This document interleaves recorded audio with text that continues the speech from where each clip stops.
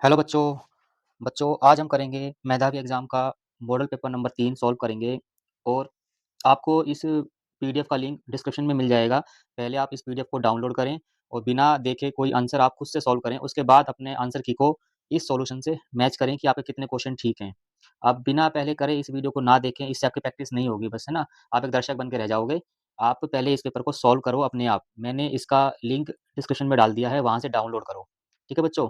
ये हमारा 2000 जो 25-26 का सेशन है, उसमें जो मेधावी पेपर होगा उसका सैंपल नंबर 3 है। इसके बाद आपका एक सैंपल पेपर और आएगा 5th क्लास का। ठीक है, चलिए शुरू करते हैं। सिलेबस आपको पता ही है कि इसमें 60 क्वेश्चन होते हैं। तो बच्चों आज का हमारा जो सेक्शन ए दे रखा है वो हमारा मैथ्स का दे रखा है। इसमें जो पहला क्वेश्चन दे रखा है आपको इसमें से इसको सिम्प्लीफाई करना है। और आपको मैंने पहले ही बताया सिम्प्लीफाई करने के लिए आपको बोर्ड मास का रूल आना चाहिए कि पहले ब्रैकेट होता है, फिर ऑफ होता है, डिवाइड होता है, फिर आपका मल्टीप्लाई, फिर ऐड, फिर सब्ट्रैक्शन होता है ना। ये बोर्ड मास का रूल पता होना चाहिए कि भाई पहले ब्रैकेट सॉल्व होते हैं, फिर आपका ऑफ सॉल्व होता है, फिर आपका डिवाइड, फिर यहाँ मल्टीप्लाई, यहाँ ऐड, फिर यहाँ सब्ट्रैक्शन। तो इस वाले क्वेश्चन में ब्रैकेट और ऑफ तो कहीं है नहीं, लेकिन इसके अंदर डिवाइड दे रखा है। तो सबसे पहले बच्चों हम डिवाइड करेंगे, हम करेंगे इसको डिवाइड। इसको जब डिवाइड कर दोगे 25 को 5 से कितना आएगा आपका 5 आ जाएगा। ठीक है, 5 आ जाएगा। थोड़ा इसको साइड में कर देते हैं, ये आपको पता होना चाहिए। इसको थोड़ा साइड में डाल दिया हमने। अब हमने क्या करना है, 5 आ गया है और हम हमारा क्या बच गया उसको लिख लेते हैं। 8 इंटू 4 प्लस में 0 और माइनस का 5 हमारा ये बच गया। हमने डिवाइड कर दिया। अब नेक्स्ट स्टेप हमारा क्या होता है, बोर्ड मास में हमारा मल्टीप्लाई होता है। तो हम इसको मल्टीप्लाई करेंगे तो कितना आएगा आपका 32। ठीक है बच्चों, तो 32 हमने लिख लिया। अब 32 में आप 0 प्लस करो तो कोई फ़र्क नहीं पड़ेगा, 32 ही रहेगा। और फिर लास्ट में आपको 5 माइनस करना है और इसको माइनस कर दोगे तो आपका आंसर क्या आ जाएगा बच्चों, 32 में 5 माइनस करोगे तो आपका आ जाएगा 27। जो भी क्वेश्चन करना है आपको बोर्ड मास के रूल के अकॉर्डिंग करना है। और बोर्ड मास मैंने आपको बता दिया, ये आपका बोर्ड मास है। ठीक है, पहले ऑफ, ठीक है, पहले bracket, of, divide, multiply, add, subtraction, ये चीज़ों का इस्तेमाल करेंगे। तो बच्चों इसका आंसर हमारा आ गया ऑप्शन नंबर 1 27। तो 27 हमारा सही हो जाएगा। आगे चलते हैं। अगला क्वेश्चन बच्चों, ये देखो इसमें देखो सारे क्वेश्चन रिपीट हो रहे हैं आपके। हमने सेट नंबर 1 करा था, 2 करा था, 3, इसमें भी ऐसा क्वेश्चन आया हुआ है।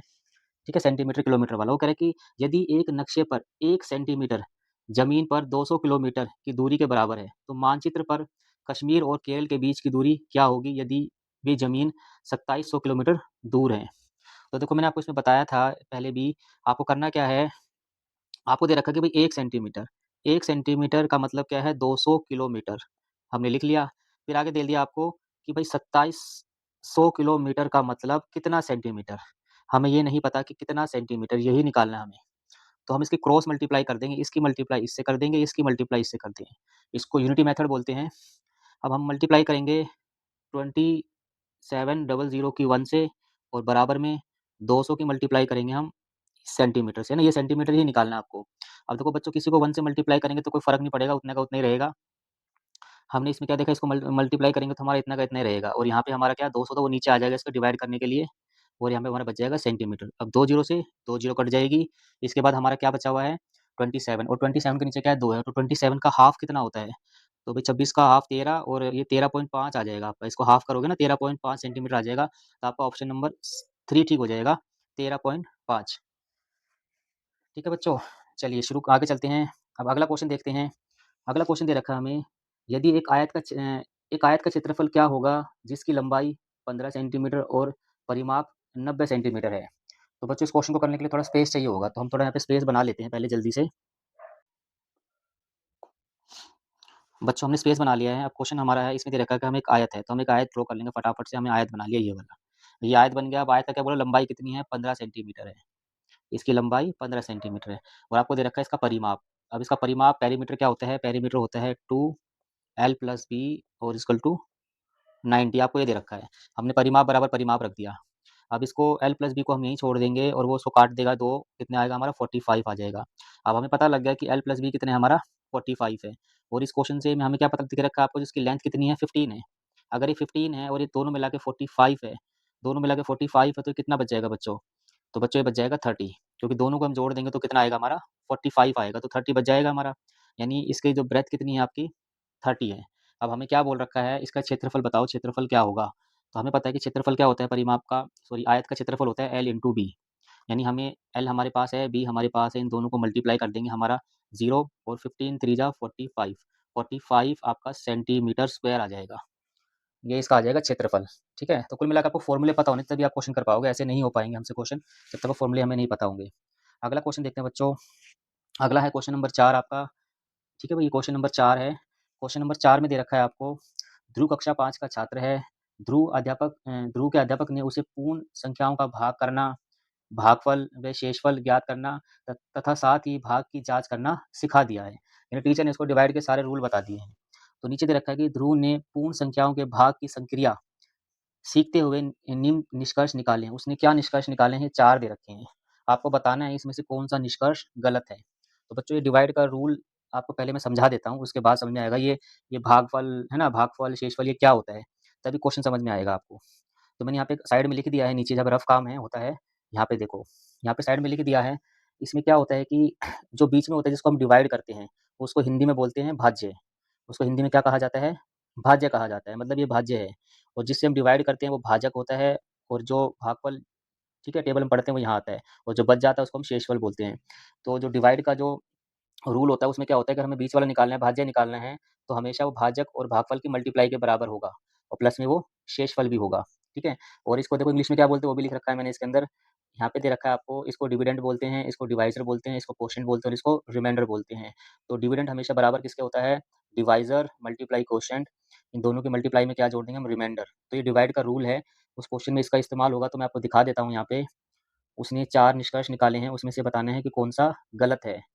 तो पहला क्वेश्चन है, भागफल हमेशा भाज्य से छोटा होता है, तो बिल्कुल ठीक है भई ये निष्कर्ष, ठीक है? आगे चलते हैं, आगे दे रखा है भागफल व भाज्य का गुणनफल हमेशा भाज्य के बराबर या कम होता है, ठीक है? बराबर या कम हो सकता है, और ये ऑप्शन नंबर सी भी ठीक है, आपको डिवाइड का पूरा रूल दे रखा है कि भाजक और भागफल की मल्टीप्लाई प्लस में शेषफल क्या होता है? भाज्य होता है, बिल्कुल ठीक है।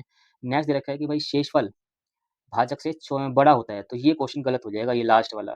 लास्ट वाला डी वाला हमारा गलत हो जाएगा, शेषफल भाजक से बड़ा नहीं होता। यानी हम जब डिवाइड करते हैं, तो कह रहा है कि जो नीचे बचेगा, ये ऊपर वाले से बड़ा होगा इससे, ठीक है? तो इससे बड़ा नहीं होगा ये। तो हमारा ऑप्शन क्या हो जाएगा इसका? डी गलत हो जाएगा, तो ऑप्शन नंबर हमारा 2 हो जाएगा, केवल इसमें निष्कर्ष डी गलत है। आगे चलते हैं बच्चों। अगला क्वेश्चन हमें दे रखा है, एक ट्रेन 1 घंटे में 166 किलोमीटर की दूरी तय करती है, तो ट्रेन साढ़े 6 घंटे में कितनी दूरी तय करेगी? तो बच्चों ये भी यूनिटी मेथड वाला क्वेश्चन है। आपको पता है कि भई 1 घंटे में कितना चला है हम? 166 किलोमीटर। तो बोल रहा है साढ़े 6 घंटे। ठीक है भई, हम ये साढ़े 6 लिखा हुआ है, ये मिक्स फ्रैक्शन में लिखा हुआ है। फ्रैक्शन में कैसे बदलेंगे इसको? ये 2 को 6 से मल्टीप्लाई करके ऊपर वाला प्लस कर देते हैं। इसको इससे मल्टीप्लाई करके ऊपर वाला हम प्लस कर देंगे। तो अब 13/2 आ जाएगा हमारा ये। यानी ये होता है 13/2 में कितने किलोमीटर चलेगी, ये आपको दे रखा है। ठीक है? 1 घंटे में हमें क्या दे दिया इसने? 1 घंटे में इतने किलोमीटर, इतने घंटे में कितने किलोमीटर। तो ये वही क्वेश्चन है, इतने का इतना, तो इतने का कितना, इसको बोलते हैं यूनिटी मेथड। तो इसमें हम क्या करेंगे? क्रॉस मल्टीप्लाई करेंगे। इसकी मल्टीप्लाई हम करेंगे इससे, और इसकी मल्टीप्लाई हम करेंगे इससे, और हमें क्वेश्चन मार्क ही निकालना है कि कितने किलोमीटर जाएगी वो। तो थोड़ा-सा स्पेस बना लेते हैं मैं कैलकुलेशन करने के लिए, ठीक है? तो ये जो क्वेश्चन दे रखा है ना भई, ये नीचे वाले का है, कन्फ्यूज़ मत होना आप। मैं इसको नीचे लिख ले आता हूँ यहाँ पे, ठीक है? ये हम सॉल्व कर रहे हैं, ये वाला क्वेश्चन, क्वेश्चन नंबर 5 इसका सॉल्यूशन है ये।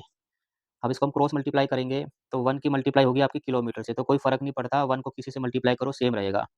अब हम 166 मल्टीप्लाई करेंगे 13/2 से, ठीक है बच्चों? तब इसको में क्या दिख रहा है कि ये इसको डिवाइड करेगा, ये कितने पे डिवाइड करेगा? 2 इसको डिवाइड करेगा 8 एंड 3 पे। हमारा बच जाएगा 83 मल्टीप्लाई 13, इसको मल्टीप्लाई कर देंगे, हमारा आंसर आ जाएगा कि इतने किलोमीटर जाएगी। तो बच्चों फटाफट से इसको मल्टीप्लाई कर लेते हैं। इसको मल्टीप्लाई करेंगे तो कितना आएगा? तो हम 13 का टेबल पढ़ेंगे, है ना? 13 का टेबल पढ़ेंगे या फिर हम ऐसे मल्टीप्लाई करेंगे, जैसा आपको अच्छा लगे वैसा कर लेना, ठीक है? आपका आंसर आ जाएगा। तो हम इसको मल्टीप्लाई करेंगे 13 से, तो हमारा आंसर आ जाएगा 1079। तो ऑप्शन नंबर हमारा 3rd सही हो जाएगा, ठीक है? इस मेथड को आप याद रखना, जो मैंने बताया है ये वाला, ठीक है? यहाँ पे दोबारा ले आया मैं इसको, इसको आप याद रखना। आगे चलते हैं। नेक्स्ट क्वेश्चन है क्वेश्चन नंबर 6। क्वेश्चन नंबर 6 में दे रखा है, वह विकल्प चुनें जो 3, 4, 6 के सर्व गुणजों को दर्शाता है। यानी ऐसे नंबर बताओ जो 3 से, 4 से, 6 से सबसे कट जाएँगे, ठीक है? सबके कॉमन मल्टीपल होंगे। तो बच्चों ये हमारा ऑप्शन ये 3rd नहीं होगा, क्योंकि 9 4 से नहीं कटेगा। फिर हमारा 18 नहीं होगा, क्योंकि 18 4 से नहीं कटेगा। फिर हमारा यहाँ पे 8 नहीं होगा, क्योंकि 8 6 से नहीं कटेगा। हमारा बच जाएगा ऑप्शन नंबर 4, क्योंकि जो 12 है देखो, 12 सबसे कटेगा। 12 3 के टेबल में भी आता है, 4 के टेबल में भी आता है, 6 के टेबल में भी आता है। 24 3 के टेबल में भी आता है, 4 के टेबल में भी आता है, 6 के टेबल में भी आता है। तो आपका ऑप्शन नंबर 4 सही हो जाएगा, ये इनका कॉमन मल्टीपल है। आगे बच्चों आपको दे रखा है क्वेश्चन चार्ट वाला क्वेश्चन दे रखा है, इसमें बोल रखा है कि चार्ट को देखकर प्रश्न संख्या 7, 8, 9 व 10 के सही उत्तर दीजिए, चुनिए, ठीक है? नीचे देखा है निम्नलिखित चार्ट विभिन्न खेलों के लिए छात्रों की पसंद को प्रदर्शित करता है। इसमें खेलों की छात्रों की पसंद दे रखी है और आपको क्या बोल रखा है कि जो 1 स्टार का मतलब है 30 विद्यार्थी, यानी 1 स्टार का मतलब 30 विद्यार्थी है, तो फिर आपसे क्वेश्चन पूछ रखे हैं। क्वेश्चन कैसे-कैसे हैं देख लेते हैं। आपको बोल रखा है पहला क्वेश्चन दे दिया आपको खो-खो, खो-खो पसंद करने वाले विद्यार्थियों की संख्या कितनी है? तो भाई खो-खो में कितने स्टार हैं? खो-खो में 4 स्टार है भाई, 3 नहीं कितने स्टार हैं? खो-खो में 4 स्टार हैं। खो-खो में 4 स्टार है और 1 स्टार कितने का आपका 30 का है। तो इसको 30 से मल्टीप्लाई कर देंगे, इसको 30 से मल्टीप्लाई कर देंगे, हमारा आ जाएगा 120।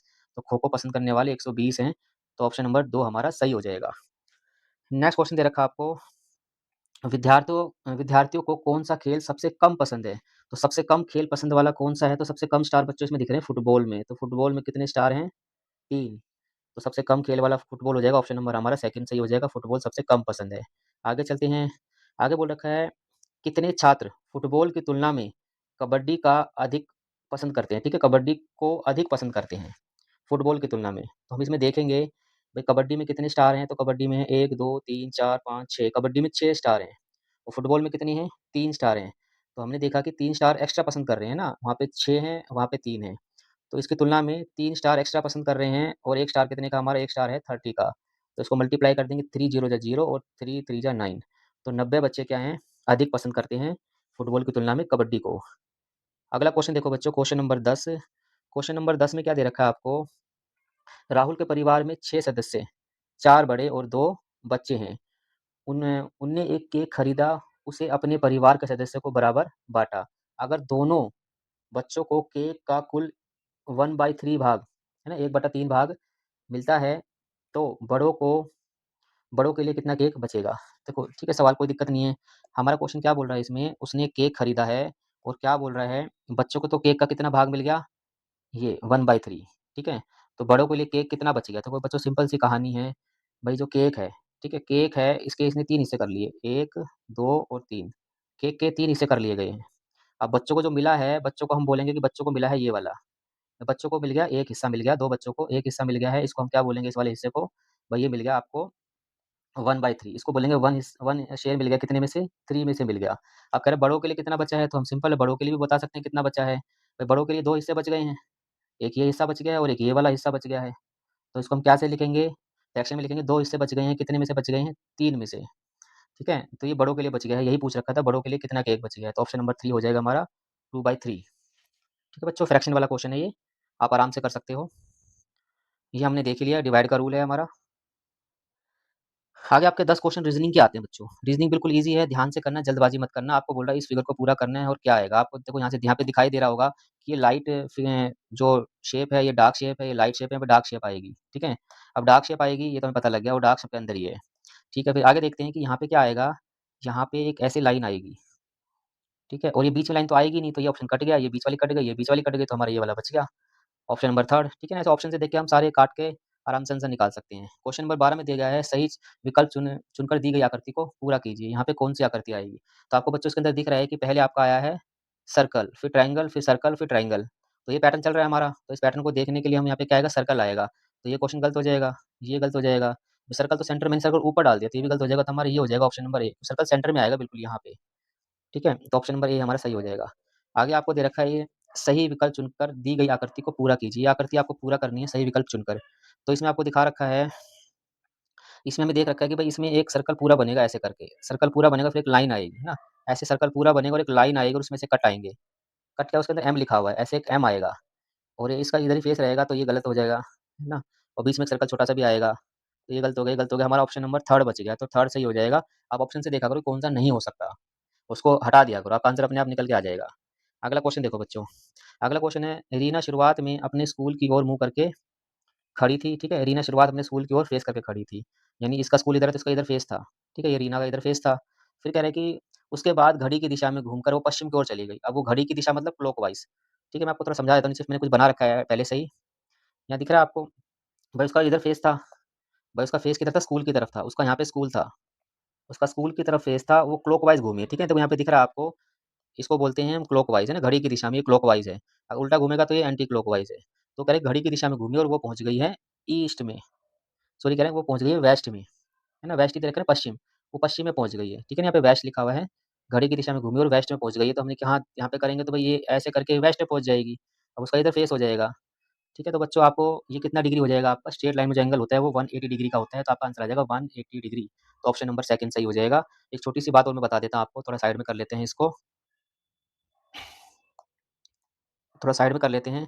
छोटी-सी बात ये है बच्चों कि आपको एंगल जैसे पता होना चाहिए कि जो पूरा सर्कल होता है, वो होता है 360 डिग्री का, ठीक है? मैं कह दूँ आपको हाफ सर्कल होता है आपका 180 डिग्री का और हाफ का भी हाफ होता है आपका 90 डिग्री का। अब इस हाफ का भी हाफ होगा आपका 45 डिग्री का। तो इसके अंदर यही है कि सर्कल जो पूरा था उसका हाफ ही तो घूमी है वो, तो इसलिए क्या आ जाएगा आपका 180 डिग्री आ जाएगा। ठीक है बच्चों, चलते हैं अगले क्वेश्चन में। इसका 180 आंसर हो जाएगा हमारा। अगला क्वेश्चन दे रखा है आपको, बोल रखा है कि दी गई आकृति में त्रिभुजों की संख्या गिनें। तो बच्चों इसको अपलोड करने से पहले मैंने एक आपको वीडियो अपलोड कर दी, उसमें आपको मैंने बहुत अच्छी ट्रिक बताई है ट्रायंगल काउंट करने की और स्क्वायर काउंट करने की। अगर आपने ना देखी हो तो उसको भी आप देख सकते हो। बाकी इसमें ट्रायंगल काउंट करते हैं हम, ट्रायंगल काउंट इसमें छोटे वाले करेंगे पहले। तो छोटे वाले देखेंगे तो 1, 2, 3, 4 तो 4 ये हो गए, फिर ये बड़े वाले देखेंगे 5 और ये वाला 6 और एक पूरे वाला 7। तो इसके अंदर बच्चों 7 ट्रायंगल होंगे, तो ऑप्शन नंबर ए 1 हमारा सही हो जाएगा। नेक्स्ट क्वेश्चन नंबर 16 है, शेर ये कह रहा है कि जैसा पहला शब्द दूसरे शब्द से संबंधित है, उसी प्रकार उस शब्द का चयन करें जो अंतिम शब्द उसी प्रकार संबंधित है। तो देखो जो शेर कहाँ रहता है? मांद में रहता है, ठीक है? लोयन जो होता है डैन में रहता है, तो घोड़ा कहाँ रहता है? तो घोड़ा जो रहता है उसको अस्तबल बोलते हैं। तो ऑप्शन नंबर हमारा 3 सही हो जाएगा। अगला क्वेश्चन दे रखा है बच्चों आपको, दी गए विकल्प में से लुप्त संख्या ज्ञात करें। यानी आपको एक ऑप्शन दे रखे हैं, इसमें अगला पैटर्न कौन-सा आएगा उसको समझना है आपको। तो इसमें आपको दिख रहा है कि ये यहाँ से यहाँ चला, तो कितना बड़ा ये हमारा +4 हुआ। फिर आगे हम यहाँ से यहाँ चला ये कितना बड़ा? तो यहाँ से यहाँ बढ़ा हुआ ये +8 बढ़ा। फिर आगे चले यहाँ से यहाँ कितना बढ़ा? ये यहाँ से यहाँ 16 बढ़ा। तो हमें दिख रहा है कि 4 प्लस हो रहा है, फिर डबल 8 प्लस हो रहा है, फिर डबल 16 प्लस हो रहा है, फिर डबल कितना प्लस होगा आपका? 32 प्लस होगा। तो 31 में हम 32 अगर प्लस कर देंगे तो हमारा आ जाएगा 3 और 6, हमारा 63 आ जाएगा। ऑप्शन नंबर 1 हमारा सही हो जाएगा 63। नेक्स्ट क्वेश्चन दे रखा है बच्चों, क्वेश्चन नंबर 18, दी गई श्रृंखला में क्वेश्चन मार्क की जगह क्या आएगा? यहाँ पे क्वेश्चन मार्क दे रखा है, इसकी जगह पे क्या आएगा आपसे ये पूछ रखा है। तो बच्चों इसमें दिख रहा है कि नंबर हमारा 20 था, बाद में 0 ऐड कर दिया बस, है ना? यानी 10 से मल्टीप्लाई कर दिया, ऐसे कह सकते हैं कि इसको 10 से मल्टीप्लाई कर दिया। ऐसे ही इसको हम 10 से मल्टीप्लाई कर देंगे तो कितना आ जाएगा? 250। तो ऑप्शन नंबर हमारा 4 सही हो जाएगा, 250। नेक्स्ट क्वेश्चन दे रखा है बच्चों, क्वेश्चन नंबर 19।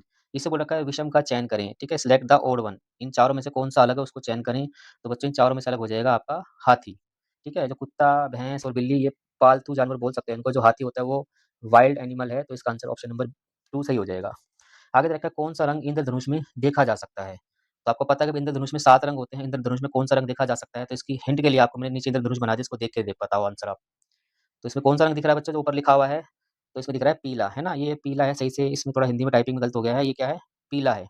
पीला रंग आपको इंद्रधनुष में देखा जा सकता है और ये इनकी सीक्वेंस है, इनको आप याद रखना कि पहले ऊपर होता है red, orange, yellow, green, blue, Indigo और वायलेट। ये 7 इंद्रधनुष के रंग होते हैं और इसमें सफ़ेद, भूरा और गुलाबी नहीं होता, ये 7 रंग होते हैं। आपसे कुछ भी पूछ सकता है कि इंद्रधनुष में बीच में रंग कौन-सा होता है? तो आप बोलोगे ग्रीन। सबसे नीचे कौन-सा होता है? तो वायलेट। तो सबसे ऊपर कौन-सा होता है? तो रेड। ऐसे कुछ भी क्वेश्चन बन सकता है। तो आगे चलते हैं, ये हमारे 20 क्वेश्चन हो गए हैं। आगे हमारा दे रखा है सेक्शन सी, इसमें लैंग्वेज फर्स्ट दे रखी है हिंदी। आपको हिंदी का पैराग्राफ पढ़ना है, उसके बाद क्वेश्चन के आंसर देने हैं। पैराग्राफ पढ़ लेते हैं। एक बार कड़कती गर्मी में एक चींटी को बहुत प्यास लगी हुई थी। वह पानी की तलाश में एक नदी के किनारे पहुंच गई। नदी से पानी पीने के लिए वह एक छोटी सी चट्टान पर चढ़ी, पर वहां से वह फिसल गई और फिसलते हुए नदी में जा गिरी। पानी का बहाव बहुत तेज होने से वह नदी में बहने लगी।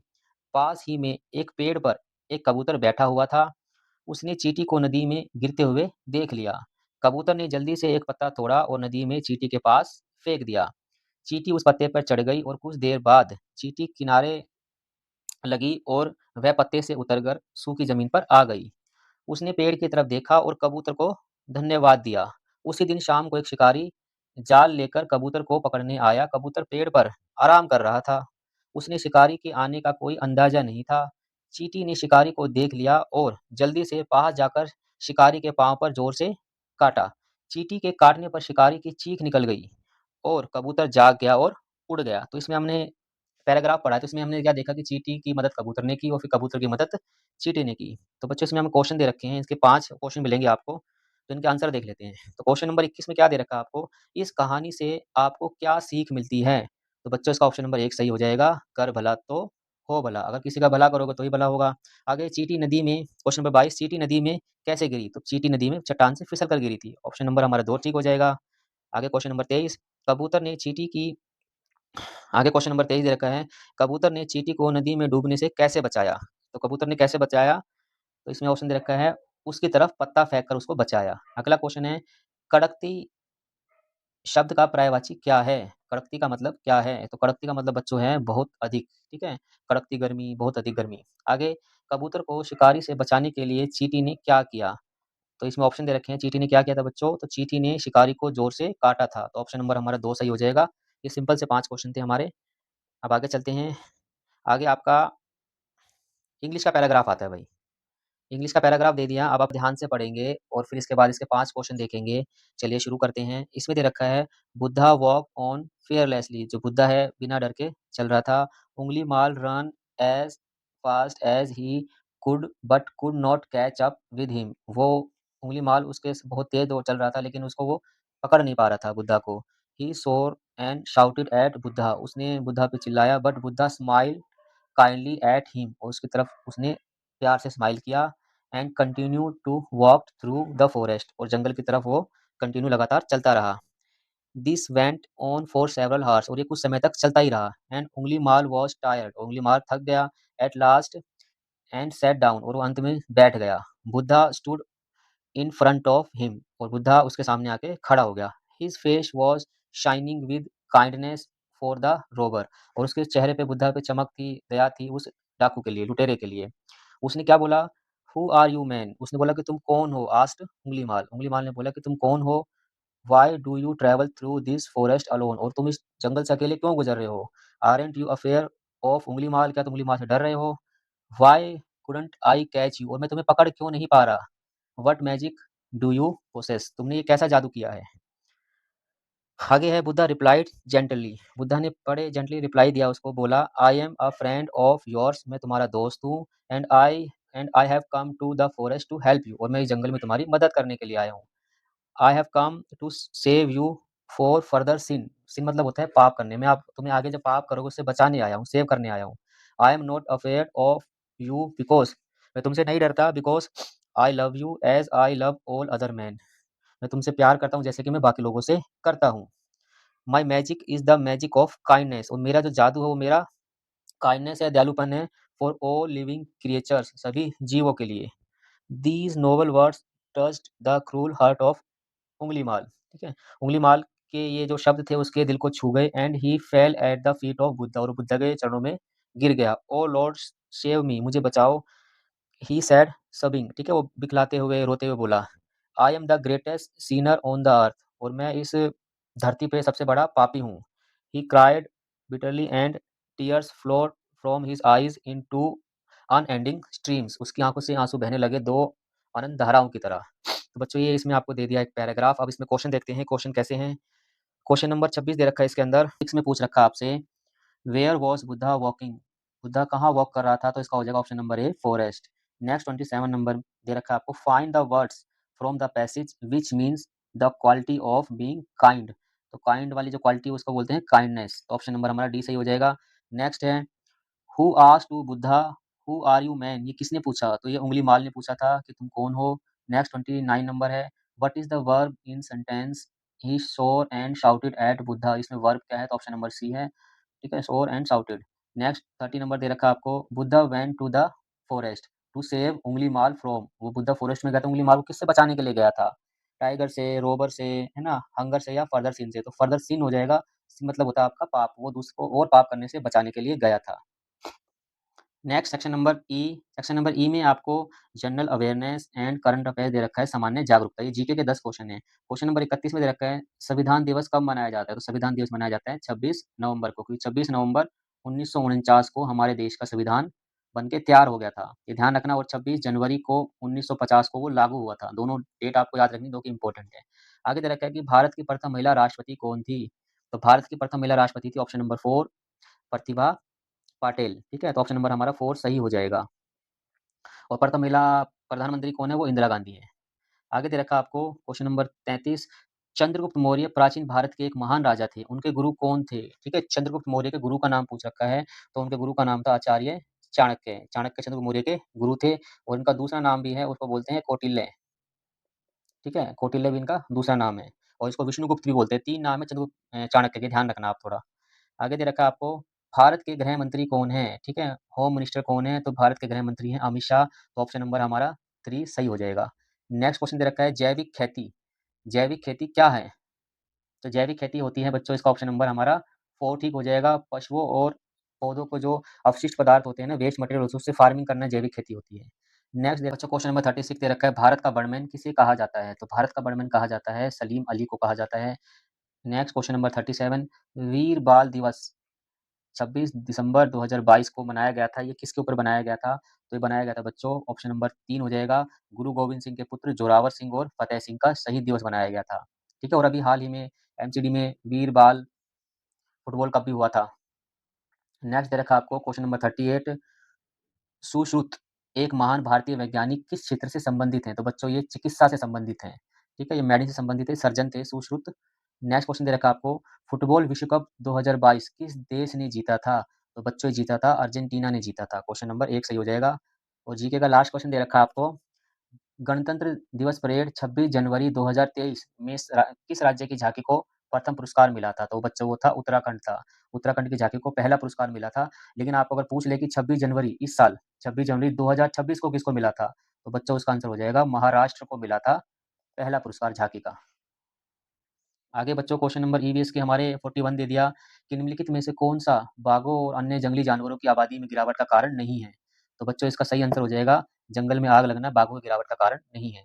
नेक्स्ट है, मलेरिया की दवा तैयार करने के लिए किस पेड़ की छाल का उपयोग किया जाता है? तो बच्चों इसका आंसर हो जाएगा सिनकोना की छाल का उपयोग किया जाता है। ऑप्शन नंबर 1 सही हो जाएगा।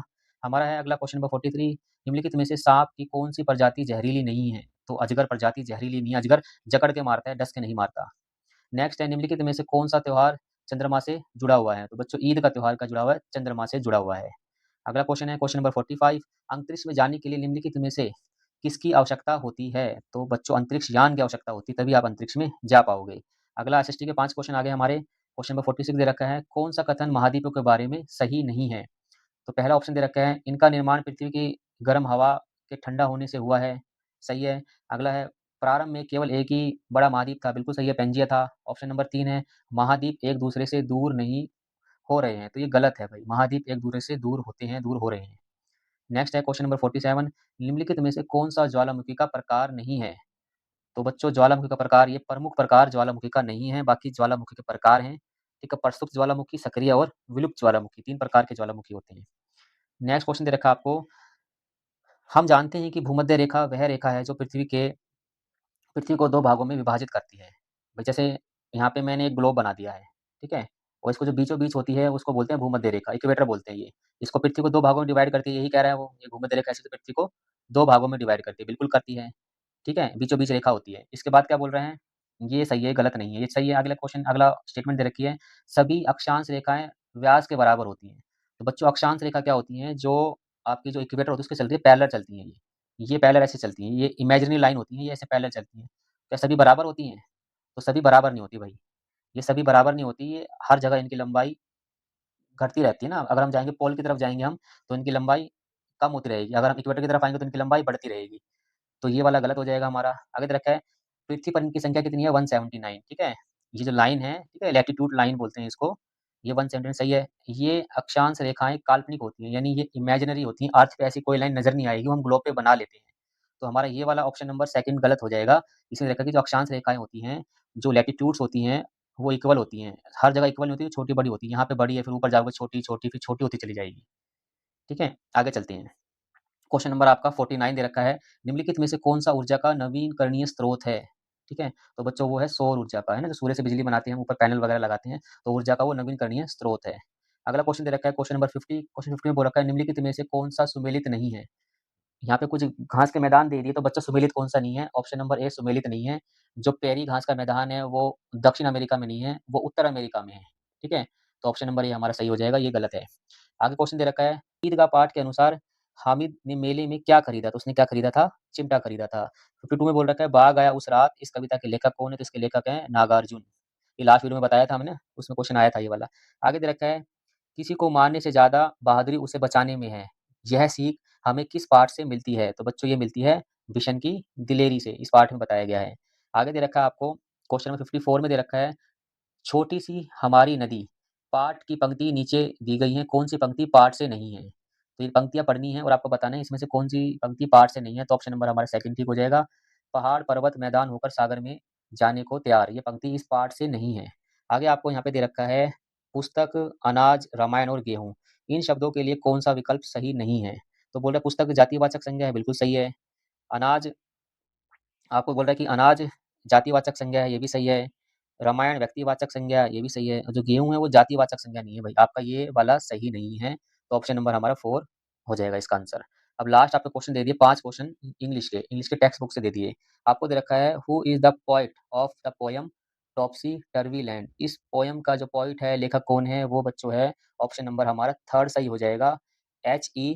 विल्किंसन इस पोएम का पोएट है। नेक्स्ट दे रखा है, वेयर वाज रॉबिन्सन क्रूसो? ठीक है, रॉबिन्सन क्रू कहाँ था? तो वो था alone on an island. Next question number 58 इसमें दे रखा है, Gulliver's a sailor was once caught in the land of. ठीक है, और इसमें दे दिया आपका आंसर आ जाएगा option number B, dwarfs. Next दे दिया आपको क्वेश्चन नंबर 60 सॉरी 59, यहाँ पे 59 में दे रखा है, which pair is wrongly match? यहाँ पे आपको पेयर दे रखे हैं, कलेक्टिव नाउन के दे रखे हैं, तो बच्चों इसका रॉन्गली मैच जो हो जाएगा, है ना, बंच ऑफ फ्लावर, ये रॉन्गली मैच हो जाएगा। बुके ऑफ फ्लावर्स होता है, कहीं-कहीं बंच ऑफ फ्लावर चल जाता है, लेकिन इस ऑप्शन को देख के तो यही थोड़ा-सा अलग लग रहा है, क्योंकि इसके और भी ऑप्शन हो सकते हैं, लेकिन इन सबके ना फ्लॉक ऑफ बर्ड्स, चोर of singers, school of fish, ये सब ठीक है। लेकिन इन 4 ऑप्शन में जो वीक लग रहा है, तो ये ऑप्शन नंबर 1 ही लग रहा है हमारा। नेक्स्ट क्वेश्चन नंबर 60 में दे रखा है, अनहैप्पी। अनहैप्पी आपको दे दिया, बोल रहा है कि डज़ नॉट मीन सेम। ठीक है, इसमें जो वर्ड अनहैप्पी है, इसका जो मीनिंग है, इसमें से किसका सेम मीनिंग नहीं है? तो बच्चों अनहैप्पी का मतलब होता है उदास, तो ये भी सही है, ये भी सही है, ये भी सही है, तो आपका ऑप्शन नंबर ये हो जाएगा। ठीक है, फ्राइटेंड मतलब डरा हुआ, ठीक है, तो इसका मतलब ये नहीं है, बाकी सबका मतलब अनहैप्पी जैसा ही है। तो बच्चों ये तो 60 क्वेश्चन थे। अब आगे आपका एक लास्ट आपका जो मॉडल पेपर बचा है, वो मैं आपको जल्द ही दे दूँगा। तो अपना स्कोर आप ज़रूर बताएँ, आपका 60 जो क्वेश्चन इसमें से कितने क्वेश्चन सही हुए हैं? और आपको पता है एक क्वेश्चन आपका 2 नंबर का है। तो सभी बच्चे अपना स्कोर ज़रूर बताएँ, और मैं हर बार बोलता हूँ पहले आप पीडीएफ को डाउनलोड किया करो डिस्क्रिप्शन से और उसको सोल्व करो, उसके बाद इसमें से आंसर चेक